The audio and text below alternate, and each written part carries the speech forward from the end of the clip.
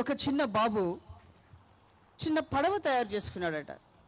ఇంట్లో కూర్చొని తన దగ్గర ఉన్న అట్టముక్కలతో ఒక చక్కని పడవ తయారు చేసి ఆ బయట వాళ్ళ ఇంటి ముందు చిన్న కాలువ పారుతుంటే అక్కడికి వెళ్ళి ఆ నీళ్ళలో ఆ పడవనేసి ఆడుకుంటూ ఉన్నాడు.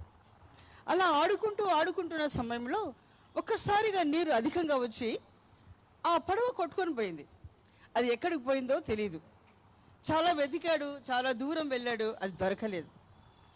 కొద్ది రోజుల తర్వాత ఒకరోజు ఆ కుమారుడు షాపింగ్కి వెళ్ళాడు.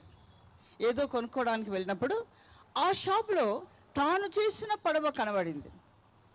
వెంటనే ఆ బాలుడు, అమ్మ ఇది నాది, నా పడవ, నేను చేశానన్నాడు. ఆ షాప్ అయినా, ఇది నీది కాదు, నేను కొనుక్కున్న పడవ, ఇది నా చేతిలో ఉంది, నీకు కావాలంటే ఇంత వెల చెల్లించి ఈ పడవను కొనుక్కో అన్నాడు.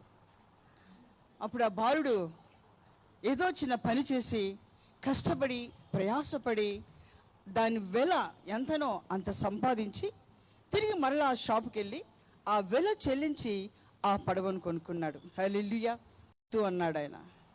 ఆ బాలుడు ఆ పడవను వెల ఇచ్చి కొనుక్కొని, ఇది నా సొత్తు, గతంలో నాదే, నేనే చేశాను, కానీ నా చేతిలోంచి దారిపోయింది, ఇతరుల చేతిలో పడిపోయింది, ఇప్పుడు మరలా నేను అది కొనుక్కున్నాను, అది నా సొత్తు అని అంటున్నాడు. హల్లెలూయా.